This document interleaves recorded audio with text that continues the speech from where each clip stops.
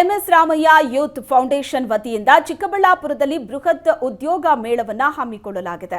ಚಿಕ್ಕಬಳ್ಳಾಪುರ ನಗರದ Saint Joseph college ಆವರಣದಲ್ಲಿ ಬೃಹತ್ ಉದ್ಯೋಗ ಮೇಳವನ್ನು ಹಮ್ಮಿಕೊಂಡಿದ್ದು 70ಕ್ಕೂ ಹೆಚ್ಚು ಕಂಪನಿಗಳು ಈ ಉದ್ಯೋಗ ಮೇಳದಲ್ಲಿ ಭಾಗವಹಿಸಲಿದೆ. ಈ ಬಗ್ಗೆ ಕಾಂಗ್ರೆಸ್ ಯುವ ಮುಖಂಡ ರಾಮಯ್ಯ ಮಾಹಿತಿ ನೀಡಿದರು.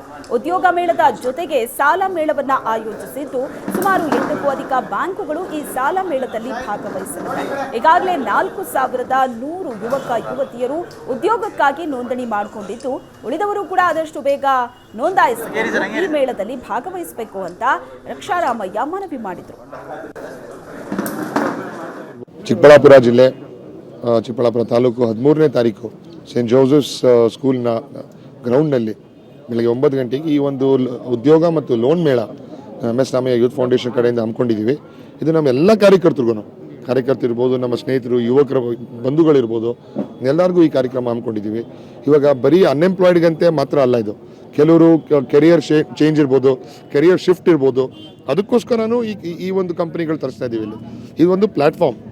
ಕೆಲವು ಯುವಕರಿಗೆ ಲೋನ್ಗಳಾಗಿರ್ಬೋದು, ಚಿಕ್ಕ ಲೋನ್ 50,000 ಹ್ಯಾಂಡ್ ಲೋನ್ ಇರ್ಬೋದು, 2 ಲಕ್ಷ ಹ್ಯಾಂಡ್ ಲೋನ್ ಇರ್ಬೋದು, ಇಂಥ ಲೋನ್ಗಳು ಬೆನಿಫಿಟ್ ಆಗಿ ಅವ್ರಿಗೆ ಅವರ ಒಂದು ಫ್ಯೂಚರ್ಗೆ ಹೆಲ್ಪ್ ಆಗಲಿ.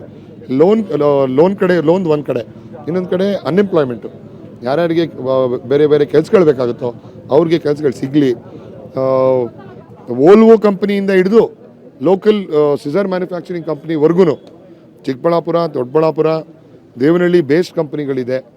ಕೆಲವು ಕಂಪ್ನಿಗಳು ಬೆಂಗಳೂರು ಬೇಸ್ಡೂ ಇದ್ದಾವೆ, ಔಟ್ಸೋರ್ಸಿಂಗ್ ಕಂಪ್ನಿ.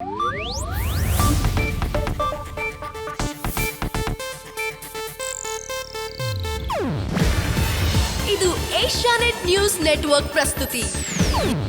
ನೀವು ನೋಡ್ತಿದ್ದೀರಾ ಏಷ್ಯಾನೆಟ್ ಸುವರ್ಣ ನ್ಯೂಸ್.